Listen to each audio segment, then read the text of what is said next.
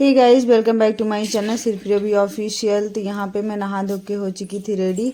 और मैं इतना सुबह सुबह कहाँ पे जा रही हूँ तो आगे आप लोग ब्लॉग में देखिएगा। जो चीज़ ना सोचो वही होता है। कहाँ चलोगी? मामा कहाँ जाएंगे? मेरे साथ? हाँ, चलो फिर, हम तो तैयार हैं। हम भी तैयार हैं। चलो आओ, उंगली पकड़ो, पकड़ो उंगली। अभी नहीं चलो फिर, जाओ सबके मामा के पास जाओगी। चलो हम जा रहे हैं। जाओ जाओ फिर, हम जा रहे हैं। तुमको चलना है? हाँ, अभी हम काका के साथ जाएंगे। काका के साथ? हाँ, कौन से काका? और बाबू जा रहे हैं। साहिल काका।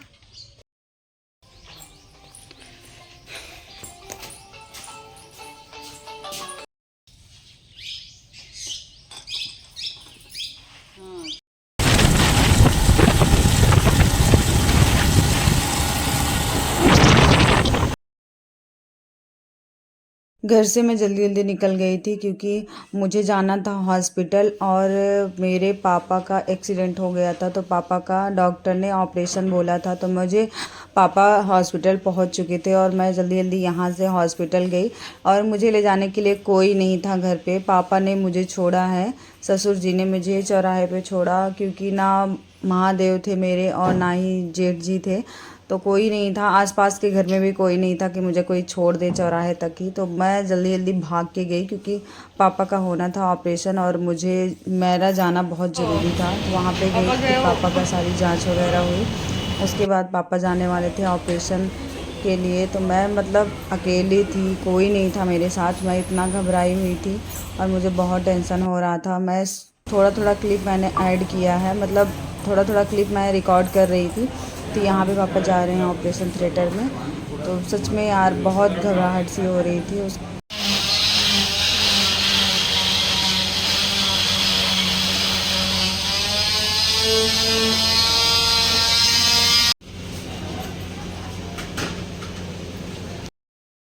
तो पापा अंदर जा चुके थे और मैं यहाँ पे बैठ के वेट कर रही थी कि अब आएंगे अब आएंगे। तो गाइस सच में यार अकेले रहो तो कुछ समझ में नहीं आता है।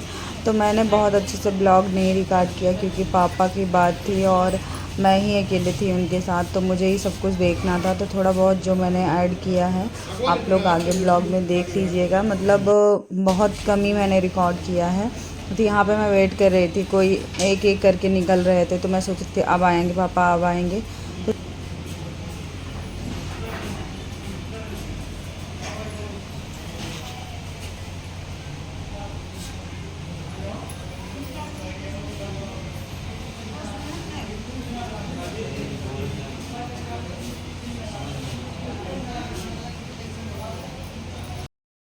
मैं यहाँ पे बैठे बैठे लेट गई और पापा का मतलब 1 घंटे हो चुके थे, पापा बाहर नहीं आए। मुझे इतनी टेंशन हो रही थी यार कितनी देर तक ऑपरेशन होगा। तो जब फाइनली पापा बाहर निकले हैं, 2 घंटे 10 मिनट बाद पापा बाहर निकले हैं, तो मुझे सच में इतना घबराहट हो रही थी कि क्यों इतना लेट हो रहा है। लेकिन यार ऑपरेशन होने में टाइम लगता है। मेरे साथ कभी ऐसा नहीं हुआ है, फर्स्ट टाइम इतना मतलब होता है ना कि जब कोई नहीं रहता है ना तो अचानक से इमरजेंसी आ जाती है। तो वही हुआ मेरे साथ। और यहाँ पे पापा निकल चुके थे, पापा को थोड़ा सा भी होश नहीं था। तो वो एकदम बेहोशी की हालत में थे एकदम। यहाँ पे भी पापा बेहोशी हैं, उनको कुछ नहीं मतलब होश नहीं था बिल्कुल क्योंकि इंजेक्शन दिया रहता है उसका असर था उनको। कि यहाँ पे ऑक्सीजन लेवल थोड़ा कम हो गया था, बहुत मतलब दिक्कत हो रही थी उनको। मैं यहाँ पे पापा की हालत देख के मुझे रोना आ गया था। तो मैं अकेले रो के अकेले ही चुप हो गई क्योंकि चुप कराने वाला भी कोई नहीं था। लेकिन शुक्र है कि पापा का ऑपरेशन जो है सक्सेसफुल था, इस बात की बहुत खुशी थी। और डॉक्टर ने बोला था टेंशन वाली कोई बात नहीं है, बहुत जल्दी डिस्चार्ज कर देंगे और सब कुछ बहुत अच्छे से हो चुका है। गाइस ये दूसरे दिन सुबह का ब्लॉग है। तो हम लोग हॉस्पिटल में 3 दिन एडमिट थे पापा। तो यहाँ पे मैं सोची कि थोड़ा थोड़ा मैंने क्लिप ऐड किया था। मैं ना मतलब नहाना खाना सब कुछ ऐसे हो गया था ना कि कुछ समझ में नहीं आ रहा था। मैं ऐसे ही पड़ी हुई थी, मुझे कुछ नहीं समझ में आ रहा था। तो यहाँ पे पापा की ड्रेसिंग हो रही थी और मुझसे बिल्कुल नहीं देखा जा रहा था। लेकिन मैंने थोड़ा सा बस रिकॉर्ड किया आप लोगों को दिखाने के लिए। फाइनली डॉक्टर ने पापा को डिस्चार्ज कर दिया था और मैं लेके जा रही थी घर पापा को। तो सच में घर का रास्ता देखते ही मन में थोड़ी बहुत तो खुशी हो ही जाती है। और मैं घर पहुंच चुकी थी, फिर पापा को खाने के पहले लगाना था इंजेक्शन, तो मैं लगा रही थी। तो आप लोग ये मत बोलना कि मैं डॉक्टर बन गई हूँ, थोड़ा बहुत नॉलेज है, मैंने हॉस्पिटल में काम किया था तो इसलिए मुझे थोड़ा बहुत नॉलेज है। तो इसीलिए मैं पापा को इंजेक्शन लगा रही थी और कुछ करना नहीं था, वीगो लगा था, बस लगाना था। घर पहुँचने के बाद दीदी जी को लड़का हुआ तो मैं उनको देखने चली गई, किसी की खुशी में खुश होना बहुत बड़ी बात है। मतलब बहुत कम ही लोग होते हैं आजकल तो यही होता है कि दूसरों की खुशी में कम खुश होते हैं। और यहाँ पे मैं दूसरे दिन का ये क्लिप है, तो मैं मम्मी मेरी रंग लगा रही थी और मैं घर से निकल चुकी थी, आ रही थी मैं ससुराल। मेरे साथ मतलब ऐसा हुआ 4-5 दिन में कि मुझे कुछ नहीं समझ आ रहा था, बस मैं एक ही कपड़े में बस यहाँ से वहाँ, वहाँ से यहाँ यही कर रही थी। तो सच में यार बहुत दिक्कत होती है अगर हस्बैंड साथ में ना हो तो। हस्बैंड की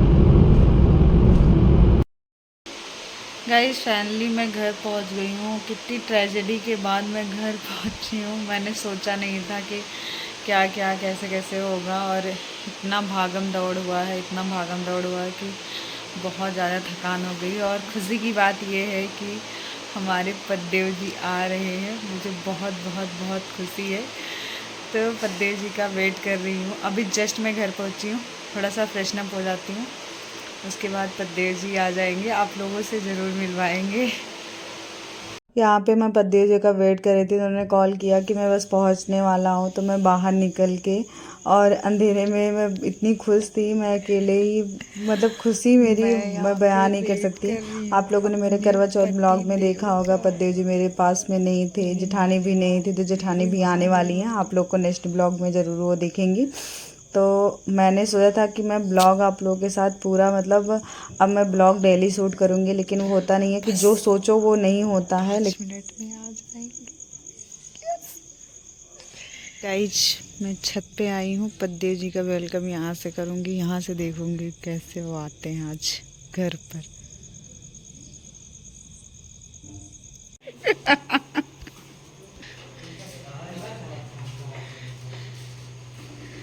अरे बाप रे।